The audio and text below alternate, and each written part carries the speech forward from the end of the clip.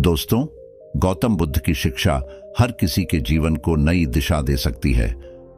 अगर आप भी इसे मानते हैं तो कमेंट्स में नमो बुद्धाय लिखना मत भूलिए। एक समय की बात है, नगर में एक व्यापारी रहता था। अपने और अपने परिवार के भरण पोषण के लिए वह नमक का व्यापार करता था। उसके परिवार में पत्नी और 2 पुत्र थे। व्यापारी के दोनों पुत्रों का स्वभाव बिल्कुल अलग था। जहां एक और बड़ा पुत्र बहुत ही संकोची और शर्मीले स्वभाव का था, उसे किसी से बात करने में भी शर्म आती थी। वहीं उसका छोटा पुत्र बहिर्मुखी स्वभाव वाला व्यक्ति था। वह किसी से भी अपनी बात कहने में कभी संकोच नहीं रखता था। लोग अक्सर बड़े पुत्र को भोला और बेवकूफ समझते थे। कई बार लोग उसके भोलेपन का फायदा भी उठा लेते थे और वह पलटकर कभी किसी को कुछ नहीं कहता था। व्यापारी अपने पुत्र के इस स्वभाव के कारण बहुत अधिक नाराज होता था। बातचीत न कर पाने और शर्मीले स्वभाव के कारण व्यापारी ने कई बार अपने पुत्र की पिटाई भी कर दी थी। हालांकि इस वजह से उसके पुत्र का स्वभाव सुधरने के बजाय और भी खराब हो गया। बचपन से ही बड़ा पुत्र बेहद परेशान रहने लगा था। उसके अंदर आत्मविश्वास की कमी हो गई थी। परीक्षा में वह आते हुए प्रश्नों के उत्तर भी अपने डर के कारण नहीं लिख पाता था। इस कारण उसकी शिक्षा भी ठीक ढंग से नहीं हो पाई। बड़ा पुत्र जब युवावस्था को प्राप्त हुआ, तब व्यापारी ने उसे अपने साथ व्यापार में हाथ बटाने को कहा। अपने पिता से डर के कारण वह व्यापार करने को तैयार हो गया, किंतु वह कई बार ऐसी गलतियां कर देता था जिससे व्यापारी बहुत अधिक नाराज हो जाता था। एक दिन व्यापारी किसी दूसरे काम के कारण शहर गया हुआ था। उस समय उसकी दुकान पर बड़ा पुत्र बैठा हुआ था। तभी कुछ लोग आए और उन्होंने बड़े पुत्र से कहा कि हमें तुम्हारे पिता ने भेजा है। उनका यह संदेश है कि इस समय दुकान में नमक की जितनी बोरियां रखी हुई है वह सब हमें दे दो। उन्होंने नमक की सभी बोरियों को शहर मंगवाया है। व्यापारी का पुत्र उनसे प्रश्न पूछने की हिम्मत जुटा ही रहा था कि वे दोनों आदमी दुकान के अंदर घुस गए और दुकान में जितनी भी नमक की बोरियां रखी थी सबको तांगे में रखा और लेकर चले गए। व्यापारी के पुत्र ने उन्हें रोकने का प्रयास किया, किंतु संकोच और शर्मीलेपन के कारण वह उन्हें कुछ कह नहीं पाया। उसने मन ही मन सोचा कि यदि मैं इन्हें नमक ले जाने से रोकूं तो पिताजी मुझ पर नाराज होंगे। कुछ समय बाद जब व्यापारी शहर से वापस आया तो खाली दुकान देखकर उसने अपने पुत्र से प्रश्न किया कि नमक की बोरियां कहां गई? यह दुकान इतना खाली खाली क्यों है? तब बड़े पुत्र ने धीमे स्वर में कहा कि कुछ लोग दुकान पर आए थे और उन्होंने मुझसे कहा कि आपने नमक की बोरियों को शहर मंगवाया है, और दुकान में से सारी बोरियों को निकाल कर लेकर चले गए। व्यापारी ने अपना सिर पीट लिया। उसने अपने पुत्र को दुकान से धक्का देते हुए कहा कि तू मूर्ख का मूर्ख ही रह जाएगा। वे लोग तुझे बेवकूफ बनाकर सारा सामान ले गए। तुमने मेरा बहुत भारी नुकसान करवा दिया। यहां से दूर भाग जाओ और घर वापस मत आना। यदि तुम वापस आए तो मैं तुम्हें पीट पीट कर सीधा कर दूंगा। व्यापारी का बड़ा पुत्र इस बात से बेहद दुखी हुआ। एक बार फिर उसके शर्मीले स्वभाव के कारण उसके पिता उससे और अधिक नाराज हो गए। साथ ही व्यापार में भी इतना नुकसान हो गया। उस समय नगर के सभी लोग व्यापारी के पुत्र पर हंस रहे थे और उसका मजाक बना रहे थे। उसे बहुत अधिक शर्मिंदगी महसूस हो रही थी। यही वह समय था जब उसने सोच लिया कि अब उसके जीवन में कुछ भी ठीक नहीं हो सकता है। वह सदैव मूर्ख का मूर्ख ही रह जाएगा और इस समाज में रह रहे लोगों के साथ कदम से कदम मिलाकर कभी नहीं चल पाएगा। व्यापारी का पुत्र नगर से बाहर आ गया और एक नदी के किनारे बैठकर खूब रोया। गहरे पानी को देखकर उसके मन में विचार आया कि अब उसके जीवित रहने का कोई फायदा नहीं है। उसने सोच लिया कि आज वह इस नदी में डूबकर अपने आप को समाप्त कर लेगा। असफल जीवन जीने से अच्छा है कि वह स्वयं को समाप्त कर ले। उसने जैसे ही नदी में छलांग लगाई, एक बौद्ध भिक्षु ने उसे बचा लिया और नदी से बाहर निकाल कर ले आए।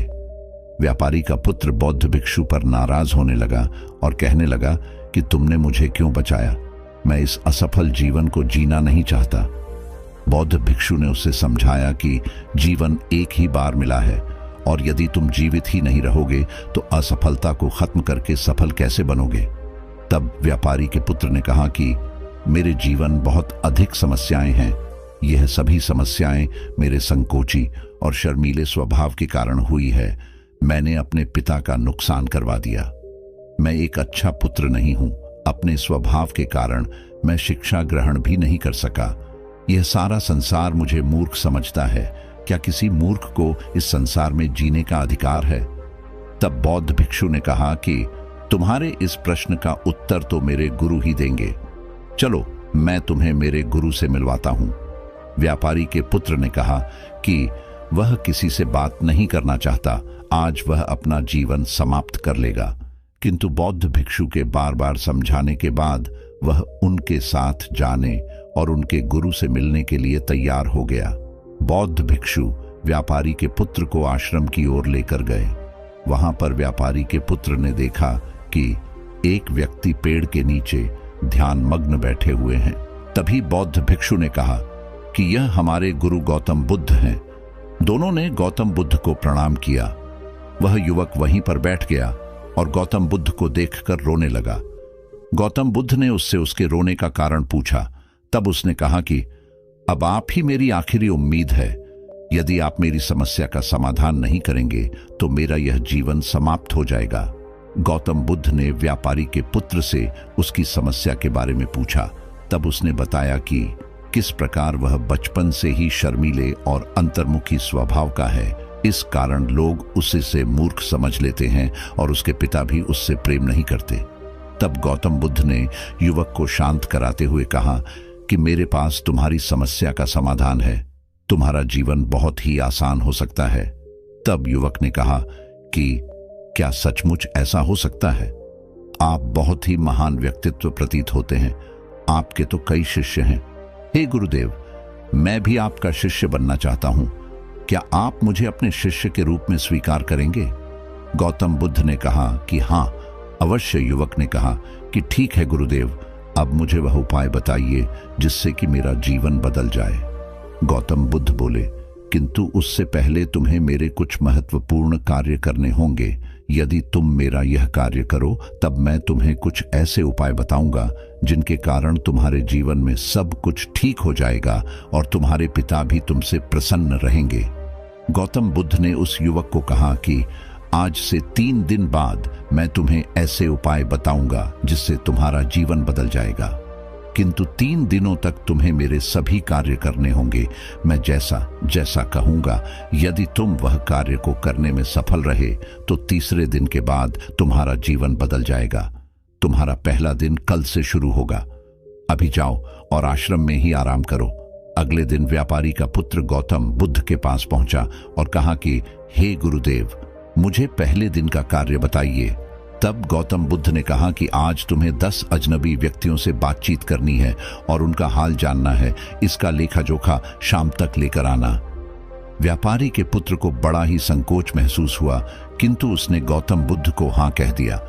वह निकल पड़ा 10 अजनबी लोगों से बातचीत करने। शुरू में उसे बहुत अधिक संकोच हुआ। कई लोग तो उसे डांट कर भगा देते थे। उसके सामने अपना जीवन बदलने का यही एक उपाय था। आखिरकार कोशिश करते हुए उसने 10 अजनबी लोगों के नाम और उनके व्यापार का लेखा जोखा प्राप्त कर लिया। शाम को जब वह गौतम बुद्ध के पास पहुंचा तो प्रसन्नता के साथ उसने गौतम बुद्ध को बताया कि आज का कार्य उसने सही ढंग से पूरा कर लिया है। कुछ लोग तो उसके मित्र भी बन गए हैं। दूसरे दिन फिर वह युवक गौतम बुद्ध के पास पहुंचा। तब गौतम बुद्ध ने कहा कि आज का कार्य है, तुम आश्रम में रह रहे 10 शिष्यों को संबोधित करते हुए उन्हें जल के उपयोग के विषय में पढ़ाओ। गौतम बुद्ध की बात सुनकर व्यापारी का पुत्र हक्का बक्का रह गया।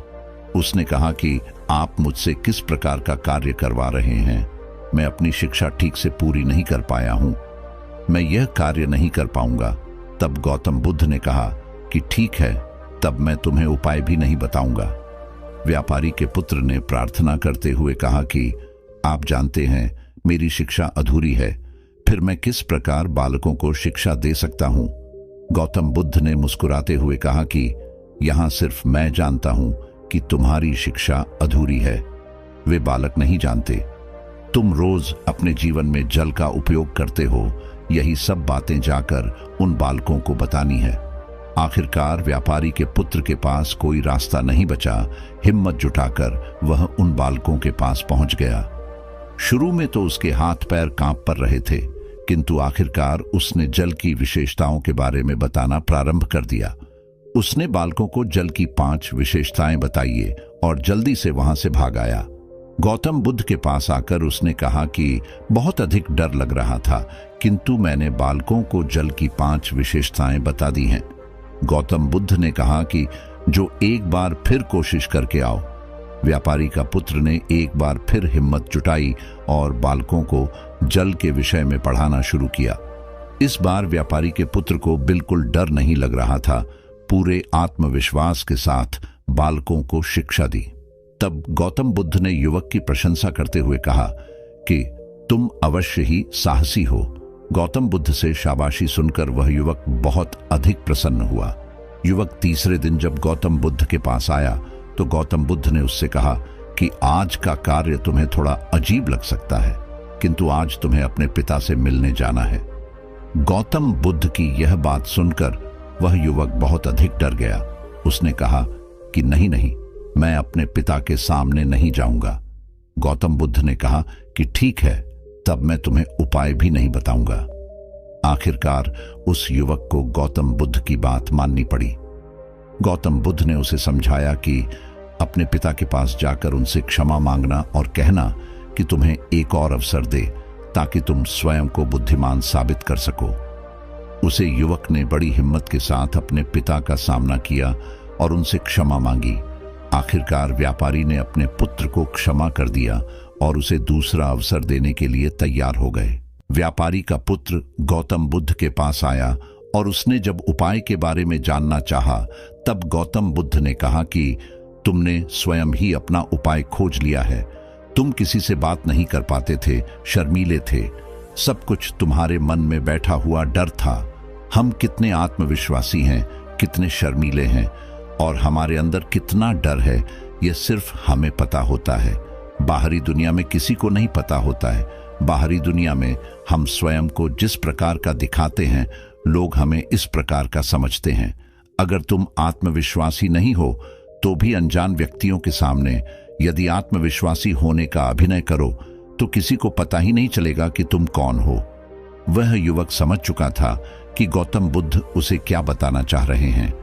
गौतम बुद्ध को धन्यवाद किया और उनसे वादा किया कि वह जीवन में सफल होकर दिखाएगा। दोस्तों, यह वीडियो पसंद आई हो तो इसे लाइक जरूर करें और चैनल को सब्सक्राइब करना न भूलें। आपके आसपास भी कोई ऐसा शर्मीला और संकोची स्वभाव का व्यक्ति है तो उसे यह वीडियो जरूर शेयर करें ताकि उसकी सहायता हो सके।